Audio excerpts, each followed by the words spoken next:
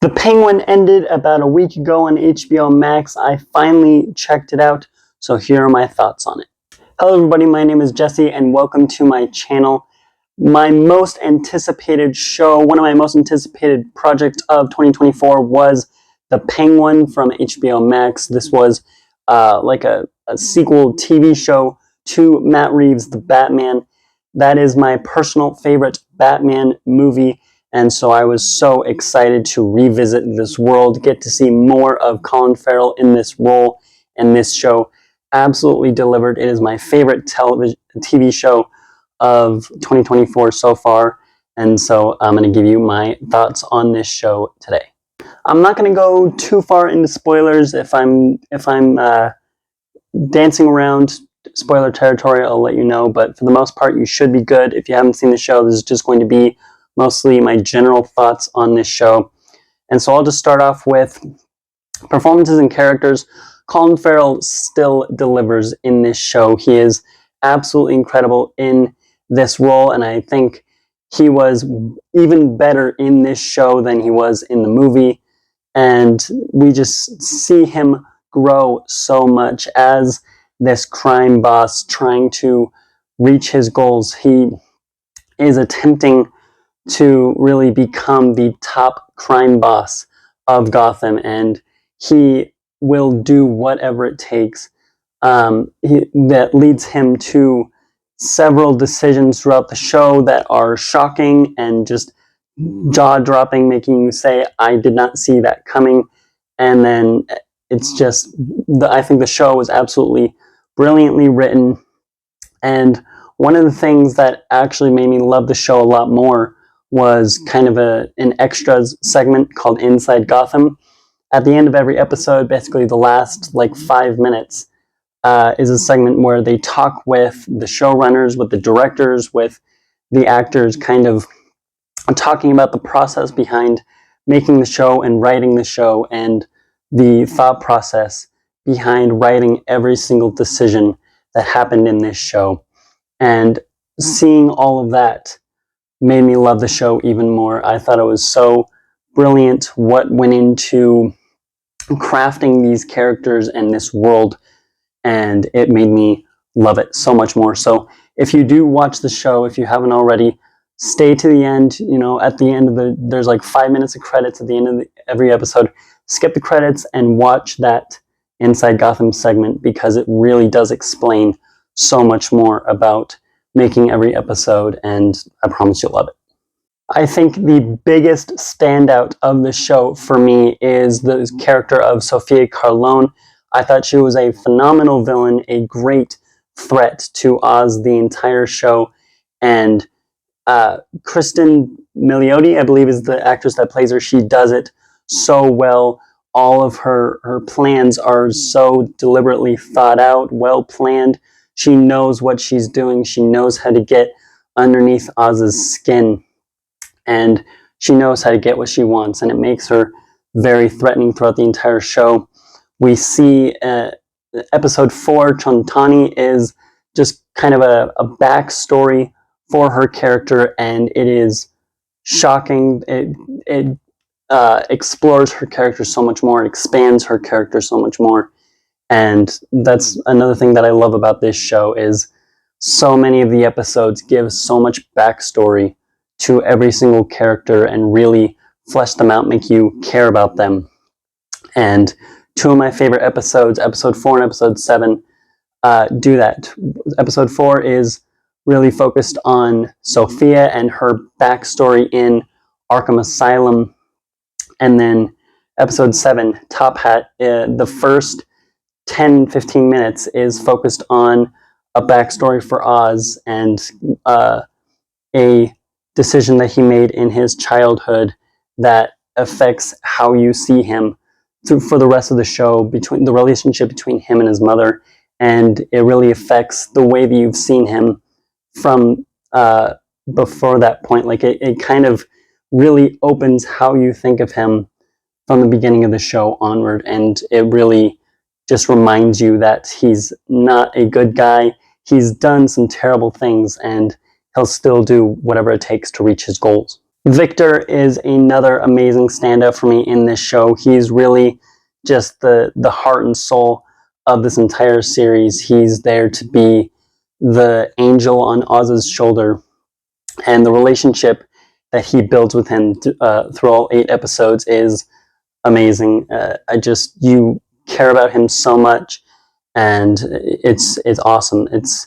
It's really fun. All the moments and the dynamic between both of them, and you see how he slowly becomes more and more corrupted by Oz, more coming over to his side, more doing worse and worse things as Oz is teaching him his ways, sort of. Now, for the rest of this review, I really want to dive into specifically the finale, because I thought the finale episode was an absolutely phenomenal episode, an amazing ending to the show as a whole. And to really get in depth on my thoughts about it, I am going to go into spoilers. So if you have not seen the show yet, you might want to not watch this part of it, come back to it later after you've seen it. But that's your spoiler warning getting out of the way. And what the show does really, really well, this finale, it wraps up every loose ends, and it still has Oz come out on top at the end. He really does kind of accomplish all of his goals, and he cannot be, it shows that he cannot be messed with and cannot be tricked. He knows how to plan out everything and how to still come out on top. And one of the main things that I really love about this finale is the way that he takes out Sophia.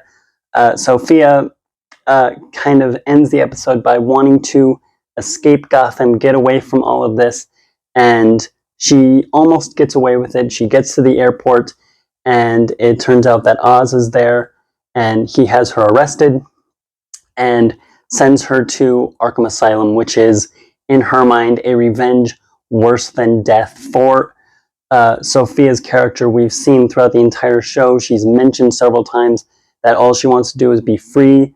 We saw in episode 4 how traumatic being in Arkham was for her, and so it really is just the perfect revenge for her character.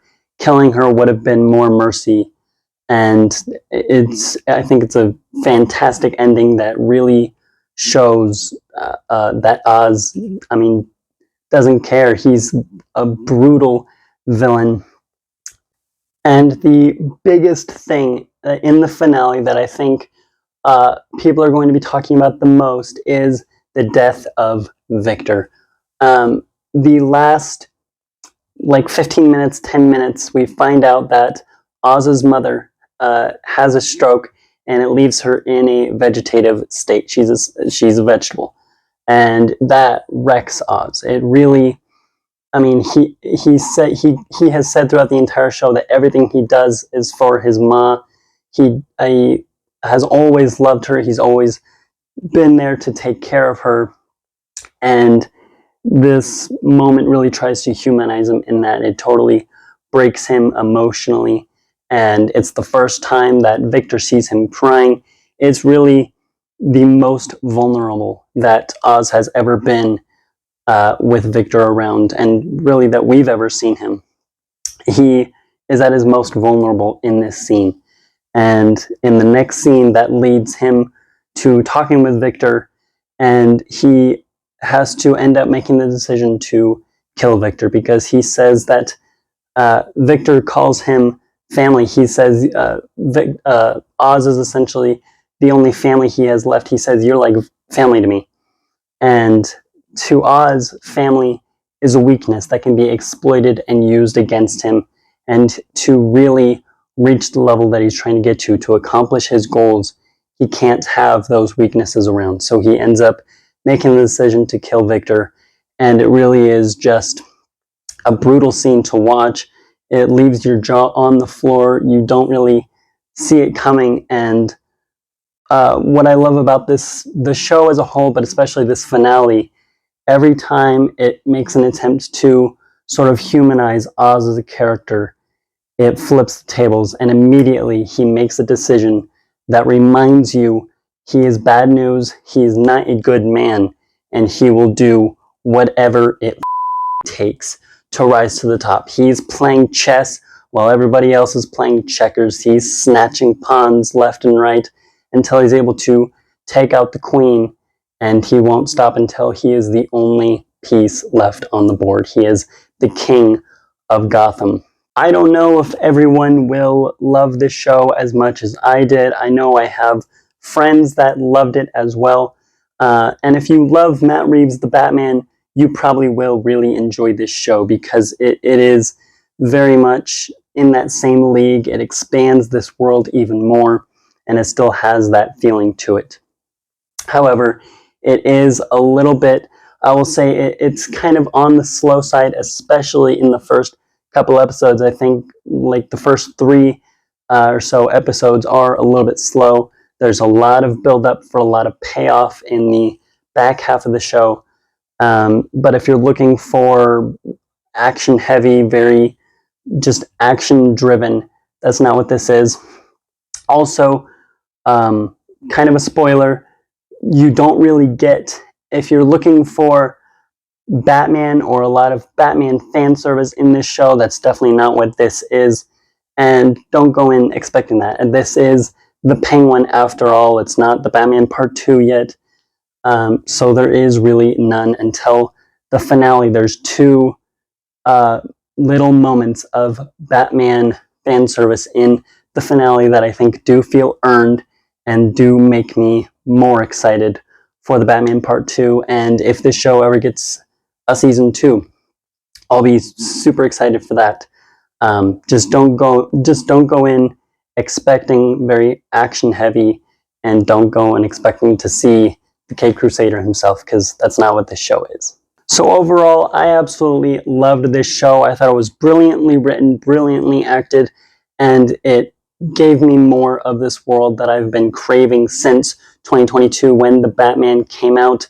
I loved this show. It exceeded my expectations, and I cannot wait to see what they do next in The Batman Part 2. And like I said, if this show ever does get a season 2, I'll be stoked for that. But in the meantime, what did you think of this show? Let me know down in the comments below. That's all I have for you in this video.